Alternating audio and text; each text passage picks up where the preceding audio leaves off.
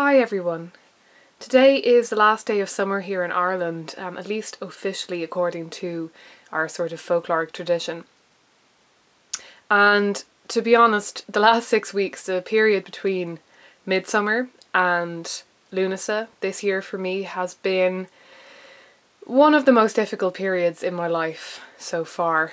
The last 12 to 15 months have been quite challenging and really full of change and really quite tumultuous. I've had to make a lot of really difficult decisions and I've felt very conflicted and confused and lost a lot of the time in the last 15 months, but I feel like the last 6 weeks actually have just been almost like the culmination of that, and I think it probably won't come to a full close until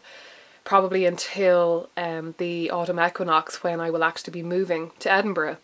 So I think I will actually give you a little bit of a lowdown of what's been going on for me in the last 6 weeks, because I think you're all going to get a little bit lost if I don't actually just kind of spell it out in a single video, if you know what I mean, just so that you have a brief outline of what's going on in my life, what direction things are going and what's been happening. So without further ado, essentially, if some of you are following me on social media, and for those of you who are, then you will have a better idea of what's going on in my life, particularly those of you who read my newsletter. I've been getting a lot more open and honest with you, particularly in the newsletter, because I do feel like if you're following me in the newsletter, there is the free gift, the Paving Your Own Path workbook and audio series that comes along, when you sign up to that newsletter. But I kind of feel like, you don't need to open those emails, you don't need to subscribe. If people are subscribed to that newsletter, I feel like, you are maybe more invested than the average YouTube user who clicks on one of my videos, and that you actually maybe care a little bit more about my personal life and the more personal things that I have to share. So if you're interested in I don't know, maybe a slightly more personal touch, that is generally the way that I've been going with the newsletter, so I would advise you to maybe subscribe to that and see what you make of it, and see, see if you enjoy that, because I've been enjoying really opening up a little bit more there. So those of you who follow me on social media and read my newsletter will know that about 2.5 weeks ago my cat of 16 years died. I'm actually getting emotional now. It's funny, because the experience has been completely different to what I ever would have expected it to be. I kind of would have expected myself to fall apart completely, I think, in some ways, and that it would throw me into a depression and into, a lot of issues with anxiety. Just that a lot of stuff would come up for me, I suppose. But I suppose you never know when things like this happen. You don't know exactly how you're going to react. So I won't go into too much detail about how that happened and my experience that day and everything, because I am just going to get emotional and start crying. I suppose one of the reasons I haven't been crying a lot about it since it actually happened is that once I'd actually told everyone about it and talked to everyone about it, for some reason, unless I start talking about the actual event again, I don't really start to cry. So that's been interesting, and part of me thinks that maybe it's because it hasn't sunk in properly, that I haven't actually processed it all, because it was so sudden.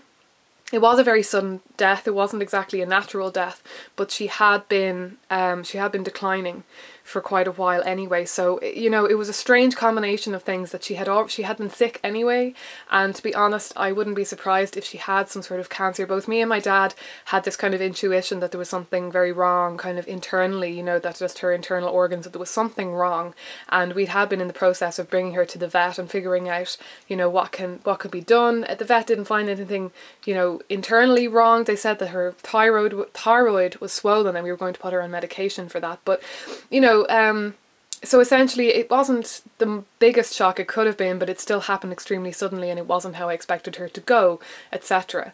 So that was just, I suppose maybe I'm still in shock. And obviously for the first couple of days I was absolutely in pieces, and actually the complicated thing was that a week later, I think it was about a week later, I was actually heading to Edinburgh to find myself a place to live for next September, because that's another big change that's happening for me right now, is that I'm going to be starting a master's in religious studies, which a lot of you will know because I've mentioned it here on the channel before. I'm going to be starting a master's in religious studies in Edinburgh in September. And I had already booked the flights, and you know, my mum was going to come over with me and help me search and basically just keep me company and keep me sane while I did the house hunting. So that was already planned. So, you know, we had a week to pull ourselves back together and actually go over and do that. So in a way, I think maybe that distracted me then, because I had to just pull myself together, go over there, start house hunting, and you know, there was a lot of pressure on me. That was the first time that I had to find a place to live within such a small period of time, because, you know, we couldn't keep going back and forth. We really just had to find somewhere within that week that we were there. And I found somewhere within 3 days, which is really, I was really, really happy about, and I'm delighted with the place that I've got. It's in a really lovely area and all of that kind of thing. So I'm kind of excited about that now too, but coming back has been strange, and I can't quite piece together how I've been feeling. So this Lughnasadh is going to be a strange one, and it is going to be one of, I suppose, of grief and loss. The new moon came around very soon after Bumble died, and that was definitely, I definitely processed a lot of grief at that time. I didn't do an elaborate ritual or anything, but you know, to mark her passing, because we gave her a little kind of funeral type thing, you know, when we were burying her. Well, yeah, that was one thing that I will say, that we're incredibly blessed, because this doesn't always happen, particularly with cats, and particularly with cats that are allowed outside, as ours was. That's the norm in Ireland, is that people don't keep their cats inside. We were very lucky that we actually got her body back, and we were able to bury her in the garden, in a place that I picked out specially and everything. So I think that definitely helped with the grieving process. And if that hadn't been the case, we would still be wondering, you know, if she was still alive and if she was going to come back. So I'm very, very grateful that there was no kind of question mark over the whole thing, and that also for her, that it was a very swift death, and that her remains can be sort of, you know, that they were cherished and treated with respect, and you know, that she was buried in a place that she enjoyed. So I've lost my train of thought now. Yeah, so Lughnasadh, I think, is going to be, whenever I actually do my ritual, it's going to be probably another experience of processing loss and grief. Because another thing that's happened recently, there's been a lot going on recently, and this is something that you probably won't know a huge amount about unless you actually read my newsletter, is that I don't even know what to call him, my ex-boyfriend, not sort of ex-boyfriend, sort of not ex-boyfriend, essentially we're on a, I guess you could call it a long-term break. He has gone to Malaysia. He moved to Malaysia about 3.5 weeks ago, so about a week before Bumble died, just over a week before Bumble died. He has moved to Malaysia for a year. He got a job opportunity there, and you know, he's just finished his PhD, and it really wasn't something that he could readily turn down. And you know, the process of coming to terms with that, and coming to terms with his decision to go, because he initially made his decision to go while we were actually broken up, you know, that was difficult, and the weeks coming up to that were difficult, because we had a lovely time together, but as the date, you know, for a few weeks, but as the date kind of came closer and closer, things became more difficult between us, which in retrospect is not really surprising whatsoever. I mean, every single issue that we have ever had was obviously going to rear its ugly head when we were both under so much pressure, and when the relationship between us was under so much pressure. So that happened. So he's in Malaysia, and he's been struggling to really deal with that, and to settle in. And you know, some people take that kind of thing more in their stride. I don't think there are a lot of people who take that kind of thing in their stride, to be honest, because it's such a big change with such a different culture, and being so far across the world. You know, it's a 7-hour time difference. It'll be 8 hours when we change to when we go back from daylight saving. You know, it's just a very big change, a very big move, and I've never done anything like this. I've never had a friend move so far away, never mind somebody that I was in a relationship with or anything. I've never had experienced this kind of separation before. So essentially, yeah, I think that pretty much covers it. I think that pretty much covers all the changes that have been happening in the last 6 weeks. But it's enough to be going on with, really, to be honest. I've been finding it very hard to focus and to do the work that I was hoping to get done with Heart Story before I actually leave for Edinburgh, and before I start the Masters, because once I start the Masters I will have limited time, and I'm not sure yet exactly how much I'm going to have time to do. I really didn't mean to let this go on as long as it has so far, because I'm hoping to maybe add bits to this video later on today and tomorrow, whatever I decide to do for Lughnasadh. So I think with regards to all the changes and talking about that, I might leave that for the moment, and I might come back to that topic again in another video. Because I could talk about it all day. That's just what's been happening right now. But you have an idea now what's going on in my life, so I think that'll suffice for the moment.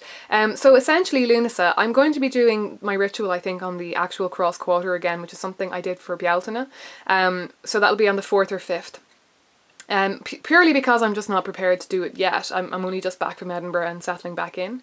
But I would like to do something tomorrow, because the 1st of August is kind of the official day, if you know what I mean, like culturally these days, since the Gregorian calendar set in. I'm hoping to maybe go somewhere with my parents, do something. Maybe I'll try and get out in nature again, because that's something, actually last Lughnasadh we went to a forest in Wicklow, and I'm thinking like something like that would be really nice to do again. And apart from that, I'm just hoping to spend some time in my altar space this evening. To be honest, since my ex-boyfriend, since he left, and particularly since Bumble died, I have had difficulty. Actually, it's more just been since she died. I've had difficulty going into my sacred space out in the garden, and I think it probably is, well, I think I started to get out of the habit because I was kind of coping with things, and I kind of got out of my more strict habit of my daily practice, and I was just doing the basics. I was doing bits and pieces in here at this altar in my bedroom, and just keeping things ticking over that way. But I kind of got out of my normal practice, and then when Bumble died, I have found it hard to go out there, because she was always out in the garden. She loved being out in the garden, particularly in the summer, and she would be around that shed, she'd be around outside, you know. It's kind of tough for me to go out there now and spend time in the garden with her gone, but it's something that I'm just going to have to cope with, and I can't keep avoiding the grief, I suppose, which is probably what I'm doing at the moment. So I think the excuse now this evening, and on the eve of Lughnasadh, it'll be a good excuse for me to actually spend time in that sacred space again and start to get used to it as a new space, I suppose, in this new phase of my life.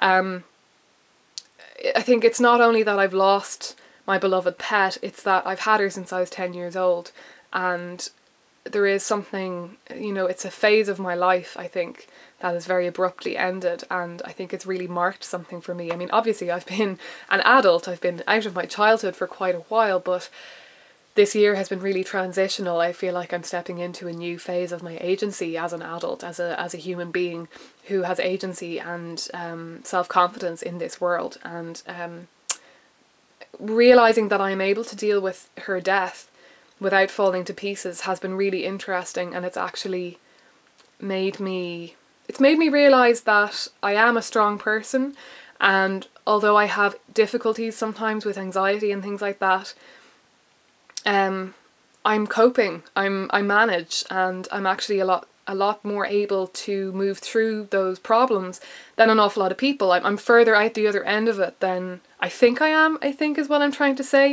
Yeah, like I said, rambled on way more than I thought I would, as usual. So if I go somewhere tomorrow, I'll take pictures and I'll add them to this video. And all I have left to say really is that I hope you all have a wonderful Lughnasadh. I'll be talking about it more, probably coming up to the 4th and the 5th. And yeah, blessed be everyone. I hope you have a lovely Sabbath if you're celebrating. A lovely Lammas or Lughnasadh or whatever you like to call it. And or of course, in the southern hemisphere, you are celebrating Imbolc, so I hope that you have a wonderful Imbolc if that's what you're celebrating at this time. So I will talk to you soon, guys. I hope you're all well. There's an absolutely glorious sunset this evening, which you're definitely not going to be able to see on camera. You know the way sunrises and sunsets are very hard to capture. But I'm out here at my sacred space, and you can see the sunset light reflected on the back wall. So I'm going to spend some time here. I'm not sure if this is going to be my only Lughnasadh ritual or celebration this year. It might be. I'm just keeping it very simple. I'm not actually doing ritual at all.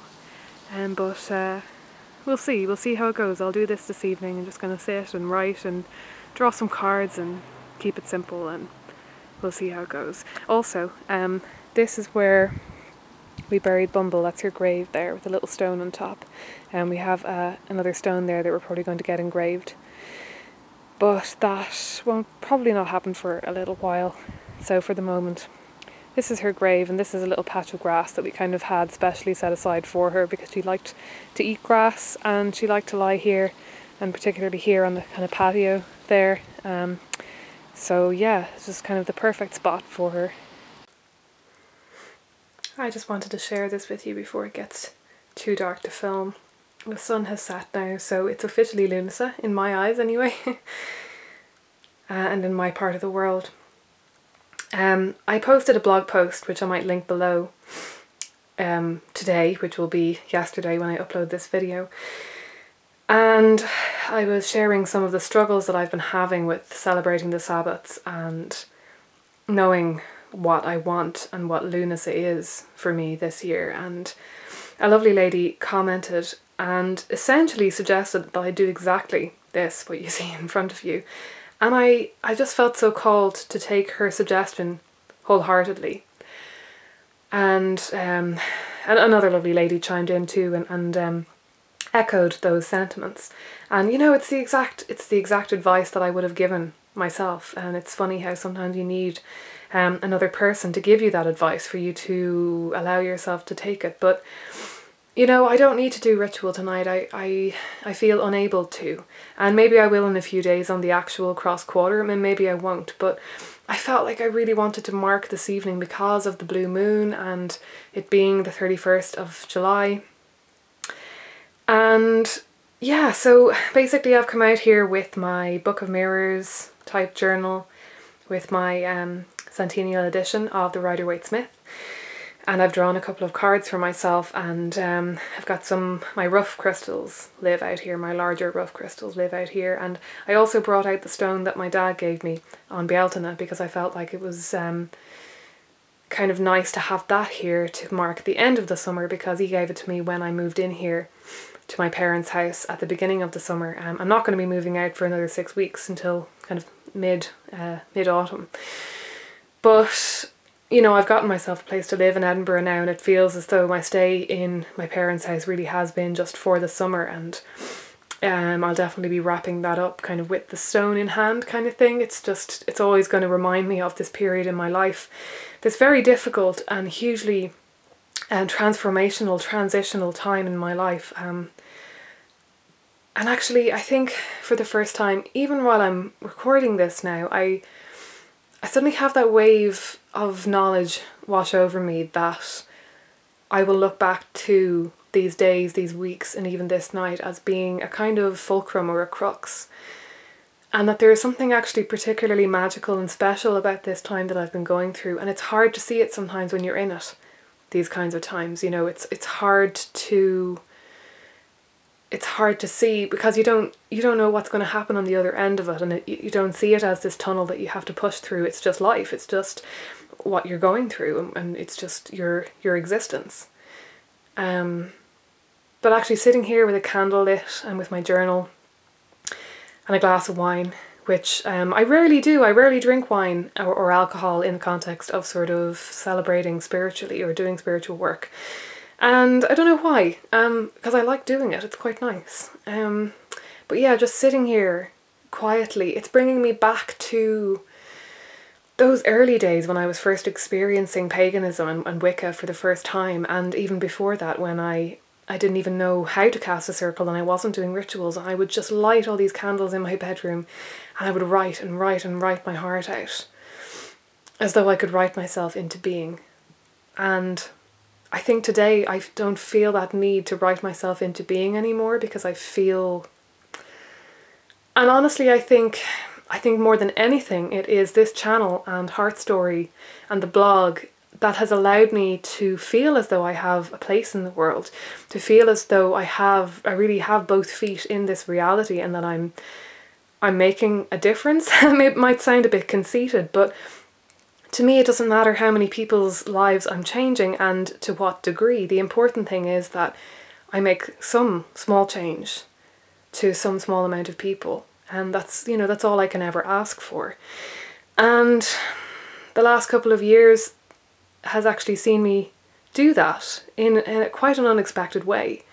It's not something that I ever would have expected when I was younger, you know, even a couple of years ago. And so I think, in a way, maybe I feel like I've come full circle from when I was a teenager living in my parents' house. And I would have loved to have this shed, this sacred space at that time, but I just had my bedroom. But I feel like I've kind of come full circle, that I'm back here again with this candle and with my journal and sitting in the twilight hours, and just experiencing the moment and just living it, breathing it.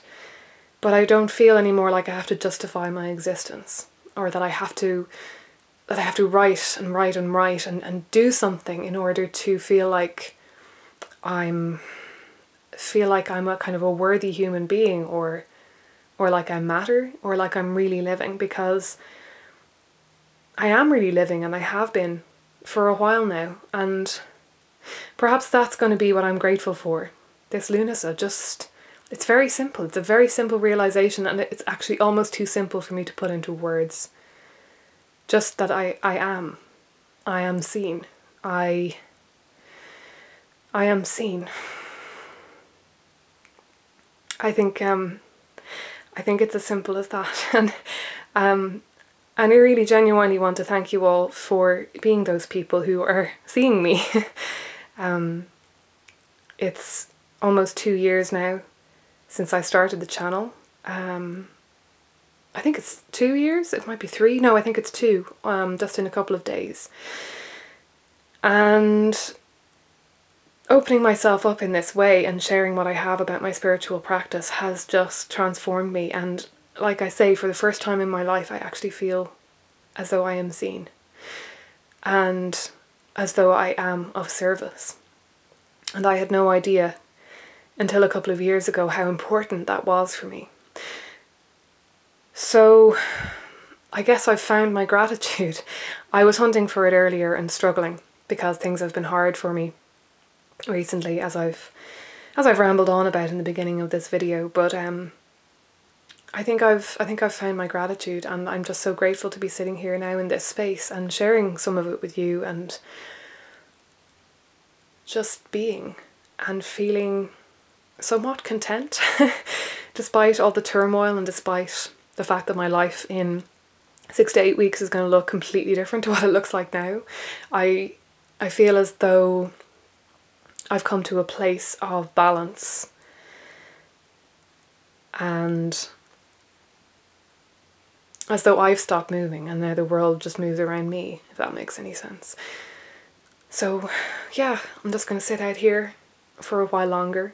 There's still pretty much complete cloud cover, so I'm not sure that I'll be able to see the moon anytime soon, but I'm really hoping before I go to sleep tonight that there might be a break in the clouds, and that I might see it. It won't have risen above the houses as of yet. It'll take it a while to rise, so I'm hoping to be able to see the full moon, because I actually haven't seen a full moon in a while. That's what I miss about, you know, in the summer here in Ireland.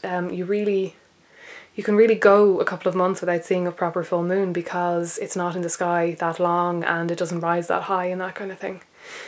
And we tend to have clouds, you know, on the horizon. So yeah, thank you for sharing this moment with me. Thank you for being, I suppose in a way, all of you wonderful followers and listeners have become what my journal used to be for me when I was a teenager, except that now I actually get to help people with what I say, for people to be able to resonate with something that I might be able to share. And I get, you know, wonderful, lovely comments from you, and I get to feel like a part of a community, and like there's someone finally listening. And that really means a lot. So thank you so much for listening, and all of you are at the forefront of my mind when I'm thinking about my gratitude at Lughnasadh this year.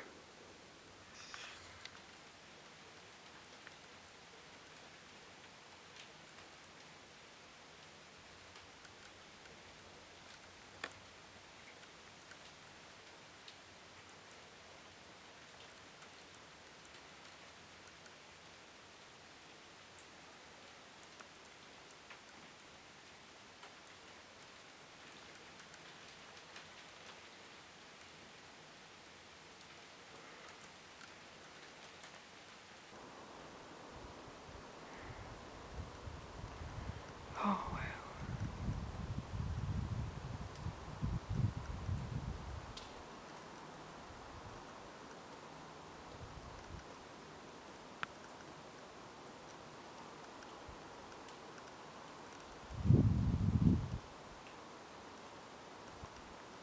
I don't think you can really see the way the moon is coming out and out from behind the clouds, but there's a red ring all around, and the moon just keeps kind of appearing and disappearing. It's incredible, and it's also huge because it's only just risen. Oh, it's beautiful.